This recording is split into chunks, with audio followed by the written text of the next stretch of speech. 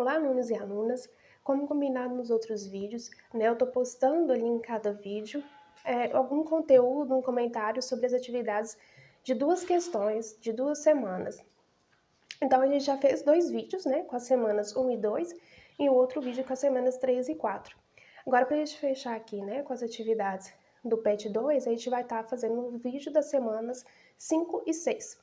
Né? Então, aqui, né, só passando rapidamente, na semana 5, está falando ali sobre, querendo ou não, né, a formação das cidades, né, o processo de urbanização, principalmente ali dentro de um contexto, né, em que a sociologia surge, né, como já havia sido colocado em outras semanas, né, que é exatamente toda essa função ali, né, do êxodo rural, né, ou seja, da saída da população que perde a sua possibilidade de sobrevivência e subsistência no campo, né, e passa a ter que migrar para as cidades para poder conseguir ali emprego, trabalho por meio das indústrias, né.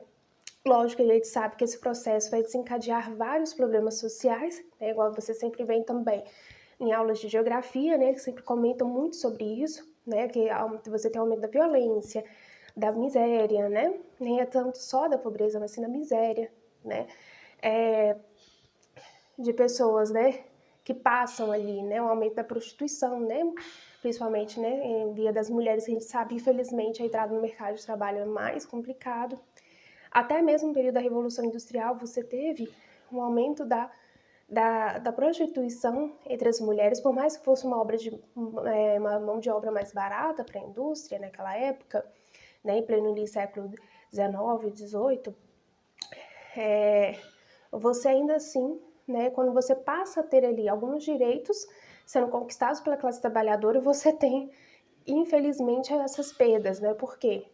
Quando você passa a ter ali direitos como as mulheres não poderem trabalhar no período noturno, porque elas sofriam mais assédio, mais exploração, né, por carga de horas de trabalho excessivas, né, então acaba que elas perdem, então, portanto, né, possibilidade de trabalhar em outros horários na indústria, porque, né, pelo direito, elas não poderiam estar trabalhando mais em horário noturno, e acabam ali tendo que, para completar a renda, ou então para trazer renda para dentro de casa, né, passam a ter que se prostituir. Então, assim, você tem um aumento de N problemas sociais, né, e que são ali estudados pela sociologia. Então, a gente tem aqui um pouco falando sobre essas transformações, né, que ocorrem e que são várias transformações, igual a gente falou. Eu falei algumas, né, como aumento da violência, né, da criminalidade, da prostituição, né, e aumento também das desigualdades sociais, né, do nível de pessoas em estado de pobreza e de miséria. Então, dentro do gráfico aqui vai trazer uma outra questão que é citado ali rapidamente também no conteúdo ali da semana 5, que é sobre a relação ali da família, né? As mudanças também que a família sofre. A gente vê muito, né? Principalmente a gente não precisa ir lá no século XVIII, XIX para ver essas alterações, né? Quando a gente pega ali nossos avós ou bisavós, a gente vê que eles tinham muitos irmãos, né? E na época deles, né, você ainda teve um processo ali, se a gente pegar principalmente, né, os bisavós, que tem muitos avós novinhos hoje em dia, né? Mas você pegar os bisavós, né? Quando você teve ali um processo de industrialização no Brasil, ele é tardio, né? Lá mais ou menos pelos anos, né, de 1950, né? Que você começa a realmente ter um aumento significativo da industrialização, né? E um aumento, inclusive, mais significativo da população urbana, né? Que até então, em sua maioria, era rural no Brasil. Então, se a gente for ver, né, as pessoas que viviam naquela época, né, você tinha ali umas famílias bem extensas, né, principalmente porque a maioria que vivia no campo, né, então essas famílias eram bem numerosas, porque precisavam dos filhos trabalhando também, né, no campo, né, tinham todas essas questões.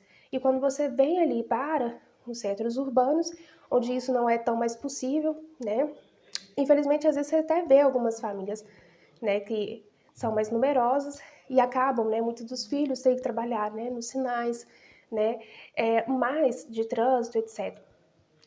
Mas a questão é muito mais difícil para se manter a subsistência, né, quando você tem uma família numerosa nas cidades, né, e principalmente, né, quando se tem ali uma melhor remuneração também, né, que aí visa, então, ter um filho ali mais como um investimento, né, do que como um ganha-pão ali para aumentar ali na renda, né, mas é um investimento a longo prazo, né, para ele continuar mantendo, né, a estabilidade da família por meio do estudo, né, e etc. Então, você tem uma propensão à redução, principalmente com o aumento da urbanização e principalmente com o aumento, né, se você tem maiores acessos, né, ao trabalho, né, educação, você tende a ter uma redução no número de filhos ali por casal. E o gráfico mostra muito isso, né? Aqui é uma questão de pura interpretação desse gráfico, né? Então, assim, você vai, lógico que vai ver ali, né? Ali eu tô falando do quê? Eu não tô falando da população mundial, né? Por mais que eu tô mostrando ali todos os continentes, né? Sendo representados nesse gráfico, cada um por uma cor, né? As Américas sendo representadas pelo verde, né? A gente tem a África ali representada pela cor azul, né? A gente tem ali a representação da Oceania, né? E da Ásia pela cor vermelha, né? E a representação ali da Europa pela cor amarela. Então a gente vê, né, que você tem ali, na verdade, fazendo uma relação dentro desse gráfico, comparando, né, entre esses vários continentes, né, a relação entre os anos, né, que se inicia ali de 1800 a 2000, e o número de crianças por casal dentro de cada um desses anos, né, que vai fazer uma relação. Então a gente vai ver ali, então, esta relação, que ou seja, como vocês forem ver, se essas linhas que estão representando cada continente, elas estão em queda, né? Então eu estou representando o quê? Uma queda do número de crianças por casal em cada um desses continentes. Lógico que a gente vai ver que alguns continentes têm uma queda maior, outros, os continentes, você vai ver uma queda menor, né? Igual lá na África, no caso, né? Você teve durante muito mais tempo uma estabilidade, um número grande, né, de crianças por casal, ali acima de 6 crianças por casal. E depois ali mais para o começo ali de 2000, que você passa a ter uma queda, né? Então é isso que está sendo representado aqui nesse gráfico. Então é uma questão de pura interpretação. Na questão 2, aí já está tratando um outro tema que foi abordado de uma forma rápida ali na semana 5, né, que é o estudo sobre a sociologia da religião de Max Weber, né? Então ele faz ali um paralelo, né, entre a questão com o seu estudo, né, a ética protestante e o espírito do capitalismo, né, que vai trazer exatamente essa questão, né, de como há uma relação na formação e na consolidação do capitalismo, né, exatamente em países onde você tinha ali a religião protestante, principalmente, né, o calvinismo, o anglicanismo, que eram mais presentes na Europa, né, principalmente países como a Inglaterra, por exemplo, né, a Alemanha, em que você passa a ter ali um capitalismo ali avançado, né, mas consolidando ali, porque você passa a ter ali, então, essa relação da religião, né, protestante, né, com esse desenvolvimento desse novo sistema econômico e social, que é o capitalismo, né, em que você tem a visão ali do capitalismo, né, de o quê? De você ter um acúmulo racional, né, ou seja, você lucrar de forma racional, no ímpeto ali de você investir, ou seja, né, como na ética protestante coloca, né, essa relação muito grande, né, de que a salvação se dá por meio da obra, né, por meio ali do investimento ali que o homem mostra gratidão a Deus pelas coisas que Deus proporciona para o homem na terra. Então isso é muito presente, né, nessa perspectiva do protestantismo em relação a essa visão positiva do trabalho, como algo que glorifica a Deus, né, que garante ali a salvação do homem para a vida eterna, né, que se daria na terra mesmo, não no céu, como o catolicismo pregava, né? Então a gente tem essas questões todas. Então, quando a gente fala da sociologia da religião, na verdade ele não está pegando mais assim o que a sociologia da religião traz, né? O que ela estuda. Então ela vai mostrar muito essa questão da importância, então, portanto, da religião na construção ali de certos sistemas na sociedade, da forma mesmo como os indivíduos começam a se organizar.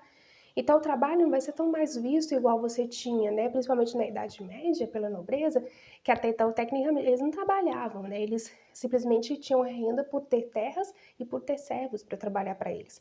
Então, o trabalho ali a princípio não era visto de forma positiva, por isso que você atribui aos servos, né? E também muito pelo fato, né, de o trabalho ser visto como um castigo, né? Em questão do pecado original da humanidade, né, cometido por Adão e Eva. Então era uma outra forma de se relacionar com o trabalho e justificava ali de uma outra forma as relações ali da nobreza e dos servos, que não poderia, inclusive, nem se alterar, né? Era muito difícil você pensar numa alteração nesse sistema, né? Em que os servos poderiam ali ascender e virar nobres. Era muito ou praticamente impossível, né? E os nobres, eles tinham mais as fortunas, mais para uma questão de luxo do que para uma questão de investimento, como começa a ser colocado ali pelo protestantismo, né? Que vai se diferenciar. Então, ou seja, a forma como a gente vai organizar nossa sociedade, se vê o trabalho de forma positiva, né, ou negativa, igual você tinha na Idade Média, e uma religião como uma forma de justificar ali, né, as posições dos indivíduos, como os nobres, né, que eram escolhidos por Deus para serem ali os administradores, e os servos, aqueles que trabalham e vivem do seu suor, né? Então, ou não, né? Passam ali a ver todos os seres humanos enquanto iguais, né, em capacidades, e aqueles provenientes que já são escolhidos por Deus, por meio que vai ser ali percebido por meio do trabalho digno, né, vocacional, em que a pessoa se dedica mesmo para aquela sua função, que é outra ideia que o protestantismo também traz. Então aí vai trazer também vai encaixar muito com com o trabalho no capitalismo, né, em que as pessoas se veem livres ali para escolher onde vão trabalhar, né, e se veem livres também em enriquecer também, poder ter a possibilidade de enriquecer com o seu trabalho. Então, é isso que está sendo colocado aqui, né? Como que a religião, ela ajuda na organização da sociedade, né? Na forma como ela vai se organizar. Então, faz essa relação. Na semana 6, a gente está vendo aqui bem rapidamente, né, novamente, uma relação daquilo da semana 5, né?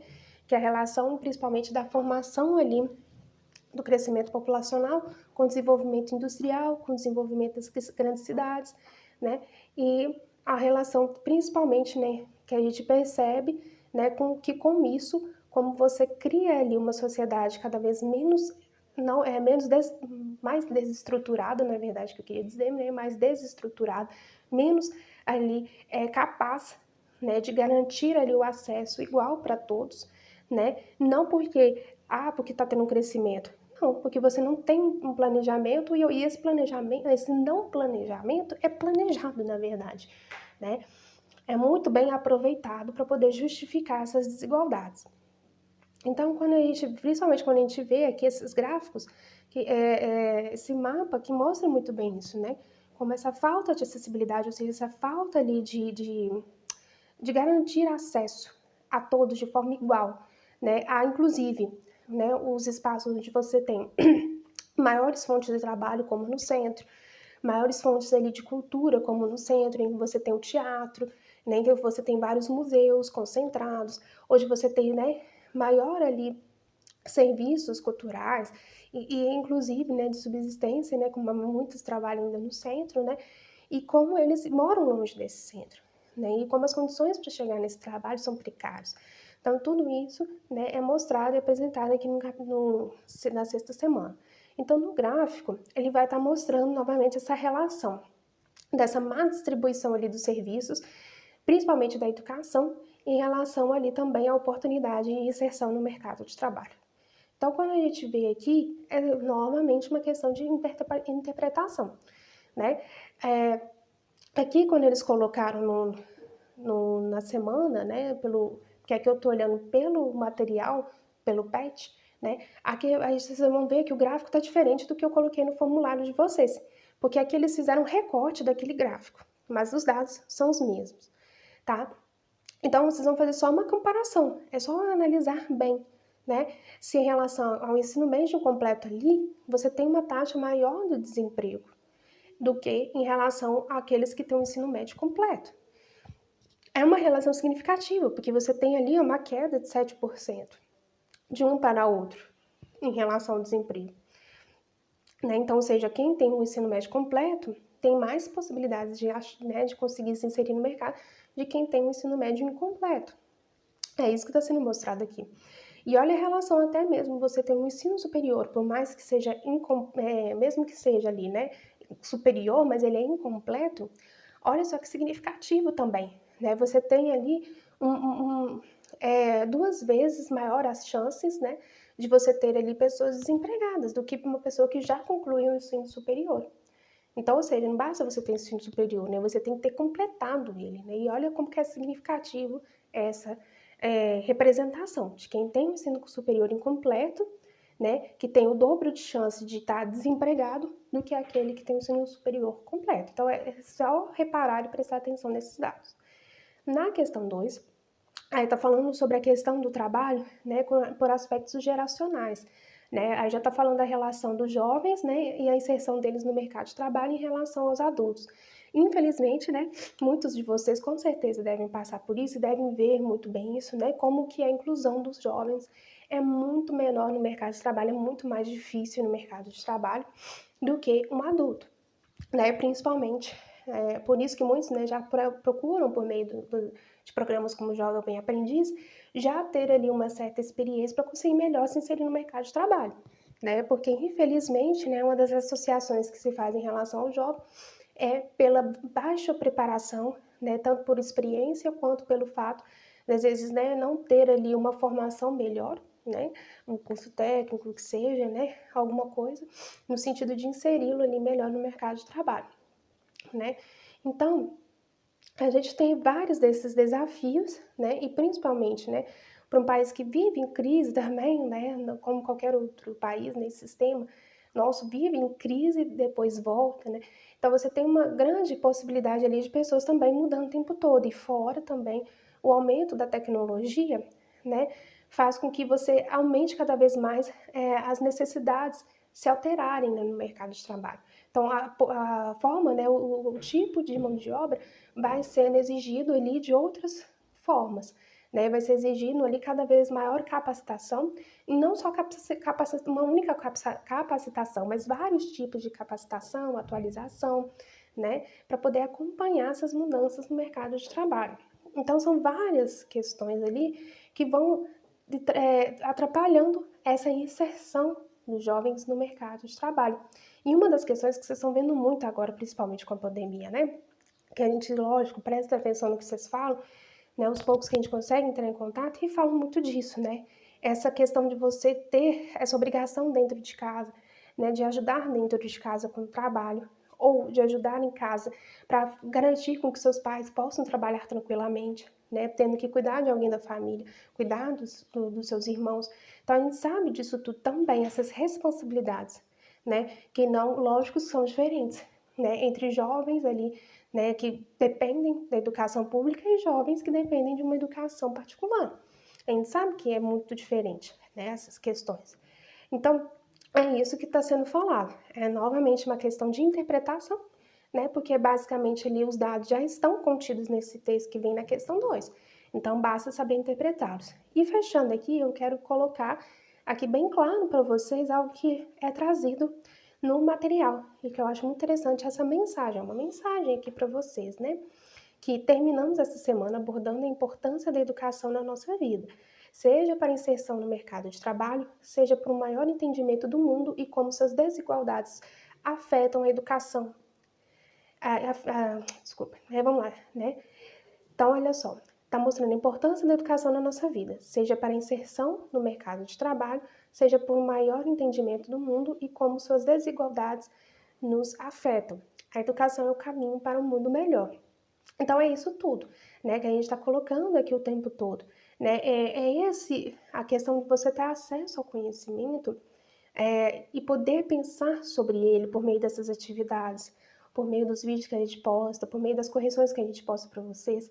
Isso tudo traz, né, um maior entendimento, né, uma maior abertura da visão de vocês sobre as várias questões que nos afetam no cotidiano, né, que seja a questão da desigualdade, do desemprego, da violência, tudo isso que a gente vê aqui na sociologia.